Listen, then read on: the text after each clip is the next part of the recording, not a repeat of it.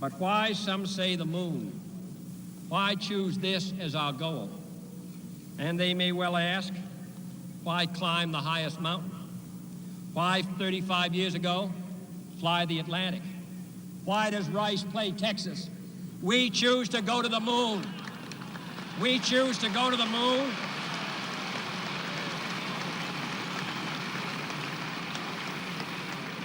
We choose to go to the moon in this decade and do the other things, not because they are easy, but because they are hard.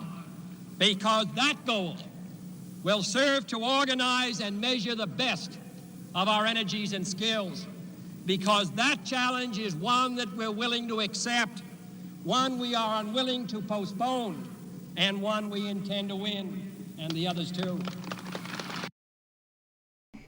I know that this speech is a bit of war propaganda. I know that John F. Kennedy, in making that particular pitch about going to the moon, I totally understand that this was a Cold War speech where he was trying to get in space, or basically trying to get to the moon before the Soviet Union. And yet, I don't care. That is easily one of my favorite speeches. A man, in the galactic scheme of things, a hair in time away from just being an ape, is standing on stage in front of a crowd screaming, "We're going to the moon! We're going to the moon!" Here's the catch. The most interesting aspect of that particular speech is the reason that he's giving. Yes, he's lying about the reason. But the reason that he's given, we choose to go to the moon in this decade and do the other things, not because it is easy, but because it is hard. It is this that will organize the best of our abilities, serve to organize the best of our abilities. There's something to be said about that, right? Like supervillains or people, for the most part, find their challenge where they are.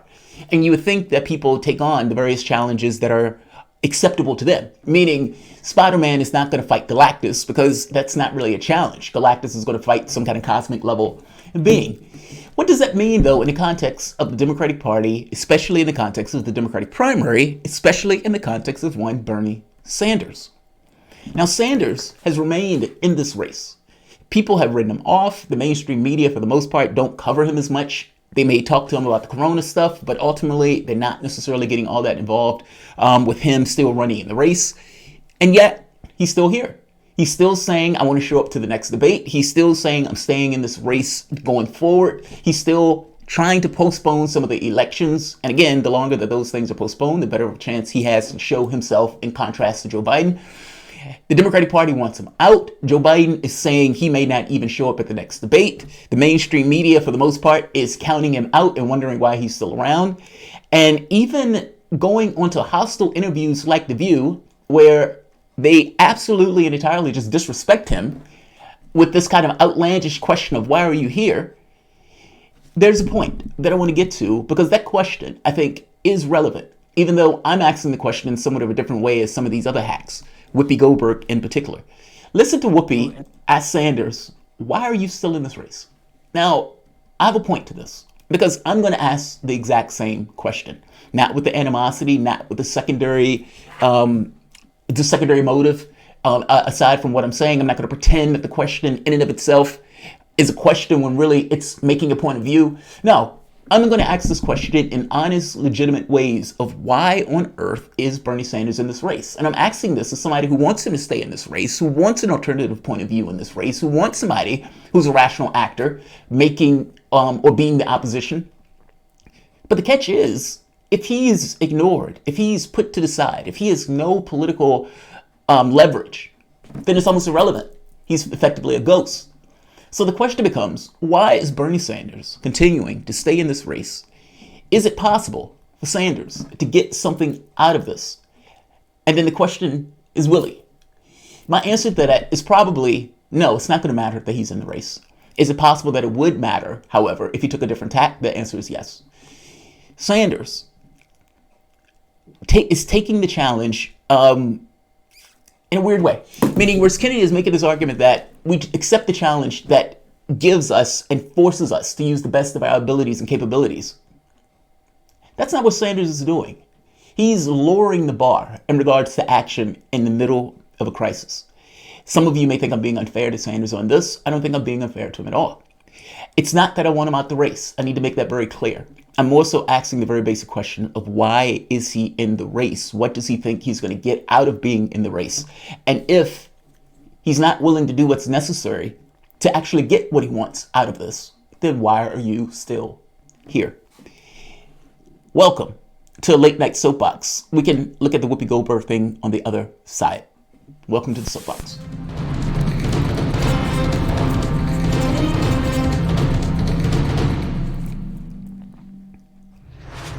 My name is Jamal Thomas. This is the Progressive Soapbox. Guys, if you dig this content, please like, share, subscribe. You can always support PayPal, Patreon.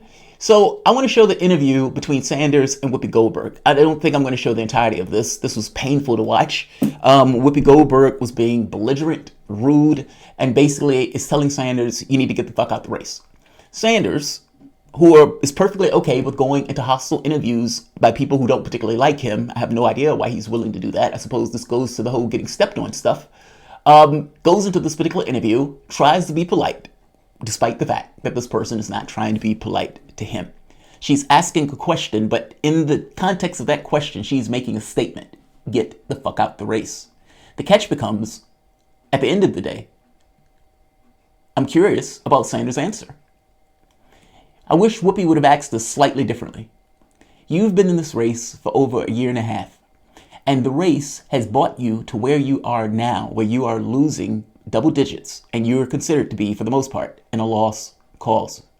If indeed that you and everything that you've done up to this point has led you to this precarious place where you are losing in this way, despite the fact having chances to win, why do you remain in the race if you're not going to do anything different than you've done over the past year? That's the question. That question is not dickish. That question actually gets to something that's relatively real in the sense of, why are you still here if you're not willing to do anything different to account for the failings of the campaign? Why are you hanging around if you're just going to do what you've continued to do prior? That's the question. But let's have Whoopi ask this.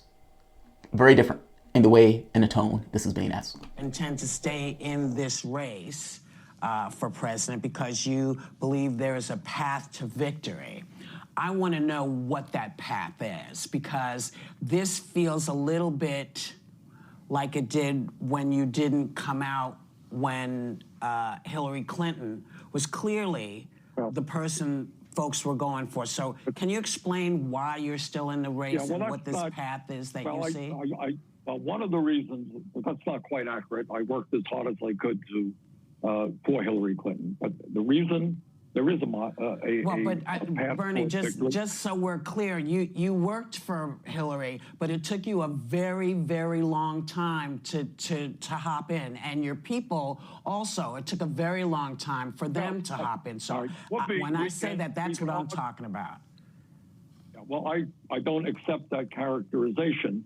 But the point is, people have a right. Why are you still in the race?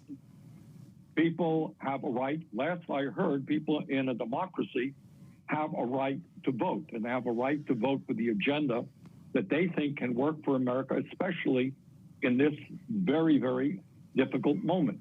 We are assessing our campaign, as a matter of fact, where we want to go forward. But people in a democracy do have a right to vote. And right now, in this unprecedented moment in American history, I think we need to have a very serious discussion about how we go forward. And one of the things that I am working on with other members of the Senate and Congress is a new stimulus package, which not only makes sure that all of our people in this crisis have health care, but also that they continue to receive their paycheck. We have got to understand where we are at. And right now is April 1st. It is likely possible there are millions of people who cannot pay their rent, cannot pay their mortgage. Yes. Now, I massively disagree with Sanders here. And I think, yes, it's going to sound arrogant to say, but it's a fundamental misunderstanding of politics. Now, it's not that I don't think Sanders understands politics. I think he fully understands it. I think he fully gets it, even when he's making his argument about Medicare for all and everything else. But it almost as if he doesn't listen to his own arguments. Meaning, the notion that you want to have a discussion right now in the context of a pandemic, a worldwide pandemic, where, nearly 1,000 people died today alone in the United States. We're the number one epicenter of this particular virus at this point, with hotspots all across the United States. That number is only going to get worse. And the argument is we need to have a discussion. We are beyond the discussion point. This is not the opportunity or the time to have a discussion. This is the time for action. And this is kind of what I mean when I say I think a fundamental misunderstanding in regards to politics.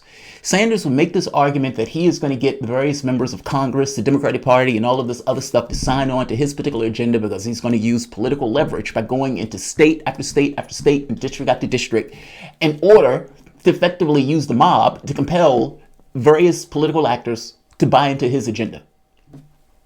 That's the only way you're going to get it done, right? How do you get 535 people who basically, you can't threaten them, you can't send people over there to rough them up? How do you get those people to do something that every incentive in the world, from the standpoint of the people who are giving them cash and for their own political ideology hovering around the 1%, tells them to not go with your particular agenda? It takes a certain amount of political leverage and political force. What force, what leverage does Sanders have in this particular situation? And what leverage is Sanders willing to use in this situation? And again, this goes back to the original question. If you're only going to do what you've done up for the past year, up to this point, we're literally in the middle of a pandemic. And the conversation and the argument that you're having is, I want to have a discussion. This is not the time for a discussion. This is like Thanos with absolute power of space, matter, and time, determining that the best use of his abilities is to effectively get rid of half the universe, as opposed to just feed the other half of the universe. Meaning, you're at an inflection point.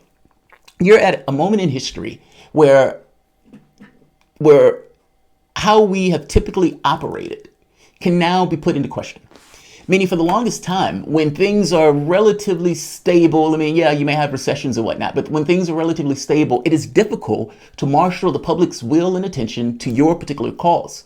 When there is a crisis, however, the public gets pretty attentive, especially if you could tie that crisis to the defects in the way that we go about our system, meaning systemic defects. If you can tie that, then you can get leadway. Meaning you're gonna have hundreds of thousands of people, if not millions, die in this crisis based on the ideological point of view of the Democratic and the Republican Party to deal with the 1% in industry as opposed to deal with the real material concerns of the public and the population. And because of that particular issue, you're going to lose life anyway. Shouldn't that life be used for some kind of good ends?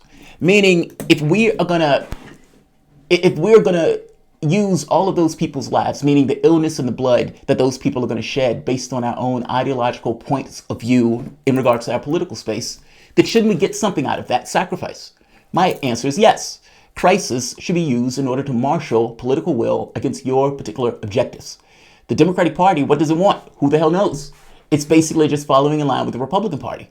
The Republican Party is using this for a corporate giveaway. So is the Democratic Party. They have the same masters. But I'm just making the point that in regards to who are you going to make sure is whole and who are you going to put your interest and invest your interest and attention into, it is painfully and abundantly clear that our political system puts that attentiveness to the top 1%.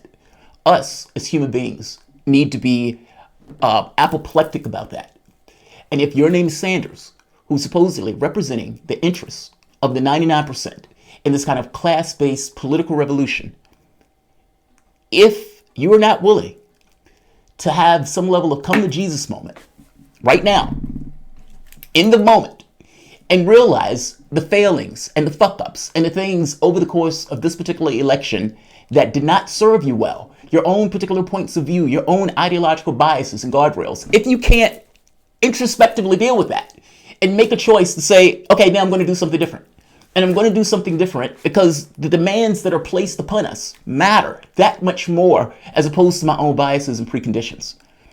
If Sanders really does indeed want to stay in this race because he wants to have a discussion, he wants to have a conversation on the direction that this country needs to go, do you think they are going to listen to Sanders if he has no leverage or no power in this process, especially when they know that he is unable and unwilling, either not having the political imagination or political will to harness the mob and that crowd, something that he said he was going to do when he gets into office? If he can't do that now in the middle of a pandemic, then again, I ask the question, why is he here? This is Sanders, who basically is now saying he wants a secondary stimulus package. Now, he said this to Whoopi Goldberg. How do you get a secondary stimulus package if you don't have leverage in order to compel their hand? They're literally telling you to get out the race, and not just telling you to get out the race. When Joe Biden and his team was asked, listen to what Joe Biden's aide said. I don't think that he can push Biden any more to the left than he's gone, the aide said. But what can he do is solidify support and make sure we don't have another 4 years of Donald Trump. The longer that they stay in, the worse it is. Biden's guy is basically saying Sanders needs to get out the race. He's not going to get anything from Joe Biden. He just needs to get out the race and back Biden in order to prevent Trump. That's mind-blowing. Meaning that they are basically saying, you've already given us your support. We have no belief that you are ever going to try to leverage your political contingent to try to get real gains. And because we have no belief that you're ever going to do that, because we believe that you can, for the most part, be stepped on because you're terrified of Trump, the whole you have nowhere else to go argument, because Elizabeth Warren can utterly betray you and backstab you, and you will still turn around and not contrast yourself with Warren, or for the most part still consider her your friend, because you can be fundamentally taken advantage of. We don't have to give you anything. You don't believe me? That's just politics 101. No one in the political space who have every incentive not to do something is going to give you anything. Period. Understand what I mean here.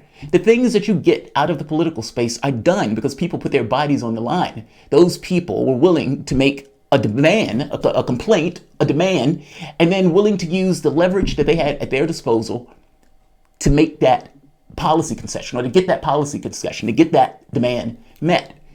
But bitching about it, crying about it, just standing out there saying you should do this or you should do that with the notion of trying to shame some political party to do something what they should be doing anyway, that's not going to get you anywhere. That's going to get you fundamentally ignored, which is why the left continuously gets ignored. Listen to Lawrence O'Donnell, Politics 101. And this goes to my point about Sanders. If you're not willing to act this way, if you're not willing to use the crisis at hand, the existential threats at hand, if you're not willing to use that and leverage that for power, meaning allowing the ruthlessness of what you're willing to do to be justified by the crisis at hand, by the existential threats at hand, by the misery and the people that are taking a hit for the way our society is organized at hand, if you're not willing to leverage that to be the reason and the justification for ruthless action to accomplish your objectives, then why are you here? I hope you understand what I mean. This is somewhat exasperation on my part because he needs an about face. And it needs to be this understanding that nobody is going to give you anything in the political system. It has to be taken. This is Politics 101. It's something Sanders should know. You want to pull the party, the major party that is closest to the way you're thinking, to what you're thinking. You must show them that you're capable of not voting for them. Because the way the Democratic Party is run now for quite a number of presidential cycles is they pick a nominee in a kind of half-assed process that doesn't really represent much of anybody. And then they tell everybody to just shut up. Don't bring up anything that will complicate life for your nominee. You know he's not for you on this. Why badger him? He's not going to be for you for reasons that you don't understand but are good reasons. Shut up. Turn off your brains. If you don't show them you're capable of not voting for them, they don't have to listen to you. I promise you that. I worked within the Democratic Party. I didn't listen or have to listen to anything on the left. Right there. That's honest. That's politics. That's how politics is done. That's how politics has always been done. It wasn't because the people were generous. It wasn't because they cared about you. They might have had certain ideological biases one way or the other. But you have all sorts of cash, all sorts of incentives, all sorts of corporate giveaways to people who are willing to toe a particular line and a particular agenda. And all of that is going up against integrity. Meaning you may run in an ideological way, if your name is Sanders, with real rational things that you want to get accomplished that the American public fundamentally agree with you on. By the same token, the party that is in power has all sorts of incentives that go well beyond this notion of doing what's in the best interest of the public. They're going to do what's in the best interest of their donors and their class interests. If you want to get people who only care about their class interests to actually give policy concessions, shaming and browbeating is not going to do it. The thing that Sanders has at his disposal is the mob. He has a large contingent of human beings in the middle of a crisis that he can harness for his political ends. Sanders had went around and got $2 million for the people who were adversely affected by the coronavirus. That's nice, but again, is that where your talents lie? Is that the best of your capabilities and the best usage of your capabilities in the middle of a crisis? I would say no, it's not. And this kind of gets to my point.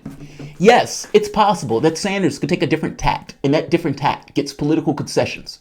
But that's not what he's going to do. That's not what he's ever done. Not the entirety of this particular race, anyway. He has already given over his support to Joe Biden, meaning they don't have to give him squat. What Laura Sodano said here is right. I don't have to listen to you if I'm already going to get your support. So Sanders can stay in this race basically as a phantom without necessarily getting anything out of the fact that he's staying in the race. That changes the moment that Sanders turns around and says, yeah, I don't know if I can support you under this model if we're not going to do X and we're not going to do Y. Conversely, turn around and tell the public we need to strike. There needs to be a general strike. Your value in this particular political system, you have often been disadvantaged, exploited, told that any issue and any factor that you're experiencing that is difficulty is entirely related just to you, that this wasn't a societal defect, this was people not being meritorious enough. And I always made the point that the only way for somebody to be an oligarch or to be rich is for somebody to buy that product or work at their stores, meaning they are entirely and completely intrinsically tethered to you. You are absolutely valuable to them and to our society. You are the people who build the products that we need. You are the people who supply the services that we need. And yet, you're the ones that get taken advantage of. 95% of the income gains under the last Democratic president to the top 1%. And even under Trump, you have this $4.5 trillion corporate giveaway. And we don't get nothing out of it. You don't get people put on those boards. You don't get layoff protections. You don't get a situation where they have to keep those people on the job. You don't get any of that. Even in that bill, you didn't get eviction protections. You didn't get protections in the sense of getting rid of aspects of student loans or aspects of other bills that people have to pay monthly. You didn't get healthcare where you can ensure that the testing is done for free or that you can ensure that the treatment is done for free. None of that. That wasn't the thing that was on the agenda. The thing that was on the agenda was how do we ensure that corporations and the top 1%er and the oligarchs in this country are made whole?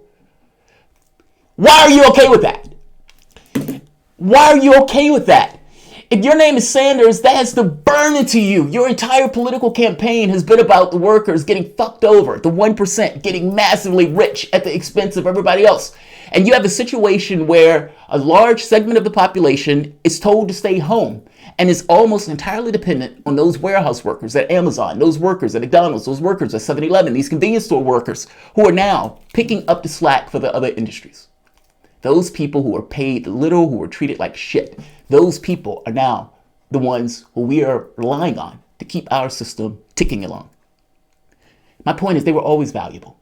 And in the middle of a crisis, if you can't harness that, if you can't turn around and turn your political campaign into something that goes beyond your campaign, meaning if you're asking me what should Sanders be doing right now, the $2 million to the people are nice, but is $2 million or is a senator who's running in a presidential election, are there higher aspirations for that particular individual given the crisis that we're in? And that answer is yes.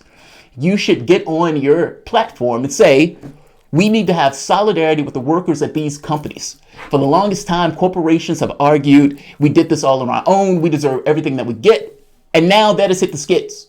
And they are coming with their head in their hands, begging for the public to give them cash. We need to have a renegotiation in regards to the way our society is organized, particularly in the context of workers, in the context of their wages, in the context of their security. This needs to be fundamentally redone, and this is the opportunity to do so. Those workers should stay home. Those workers should be perfectly and absolutely willing across the board, meaning the entirety of the country. And you make that argument that the political and the governmental space doesn't care about you. You make that argument that the corporate class doesn't care about you. You give one example after the next that they don't give a shit about you. And in making that example, make the point that if anything you want to get accomplished is going to have to be done by you, not them. And you live up to the things that you've been saying over the course of this year, over the course of the 2016, and harness this notion of a political revolution to get the political concessions that you want. If Sanders is staying in the race, that's what Sanders should be doing. Calling for a rent strike, an eviction strike, calling for a strike on student loans, calling for, across the board, a change in the way that we typically go about our affairs and see ourselves in the context of this nation. You have situations where people were living paycheck to paycheck, richest nation on the planet that the world has ever seen. And you can't get ventilators, you can't get medicines, you can't get vaccines, you can't get protective equipment. Why? It's not that we couldn't afford to do it. We didn't do it because it wasn't profitable. The profit mattered more than the actual reason, than the actual product that was being produced. And right now, those companies are still selling those products to other countries overseas, despite the fact that our personnel and the people here don't have it. Why? Because they don't care about you. The entire point of this is for them to make a buck, for them to make their profits. I suggest that we start thinking of ourselves as a collective we, a collective us, and marshal that. And this kind of gets to my point about Sanders. I have no issue with Sanders staying in this race. I prefer him to stay in this race. Even if he's just there as a figurehead to give an alternate point of view, I'm perfectly okay with him being in the race. But he has the potential for more. That's my point. And marshaling the public and marshaling the anger of that public to point it to the political system itself, Democratic and Republican Party, at how horrible they are in dealing with the issues that affect the population itself and their material concerns. And marshal that. You have companies all across the world that are in strikes. McDonald's, Family Dollar, Food Line, Walmart, Amazon, Instacart, Whole Foods, Purdue. These places or workers have walked off because they thought they weren't being safe. The companies who just wanted to make their profits had those workers there, unsafe conditions. Their health mattered less, which again kind of gets to my point. If you're looking for an opportunity to get something accomplished, this is it. One last point, right here. Medicare for All has jumped 9 points in popularity. 9 points. 55% Democrat, Republican, and Democrat, Republican independents. Wildly popular among Democrats, and even in states that Sanders entirely lost, it was still winning in spades. Despite that, Sanders cannot marshal the political will to force, cajole, to push, to get a party that fundamentally, again, where the overwhelming majority of the people support the particular policy, to entertain the policy. So much so that Joe Biden said he would veto it if it magically passed the House and the Senate. This gets to my point entirely about the notion of political force, political will, and your ability to use leverage in order to get concessions from your opposition. You have a plan that is magnificently popular all across the United States. You have a plan that is gaining popularity because of the crisis that we're in. And still, the Democratic Party lines up in its entirety against that plan, with the leading candidate saying, kick rocks. How do you think you're going to get anything from people like this if you're not willing to leverage your advantages? I'll leave it here. I mean, I've made this point a few times before, but Sanders has opportunities, and his own political biases prevent him from accentuating those opportunities. If there is any hostility in this at all, it lies there. It's not so much that I don't recognize the work that he's done, that I don't recognize the conversation, the argument that we've been able to progress, all that stuff. I get it. But it's still this notion of potential that was unfounded because the billionaire's avatar just so happened to be his buddy, and he didn't necessarily want to go after his buddy. Like, share, subscribe.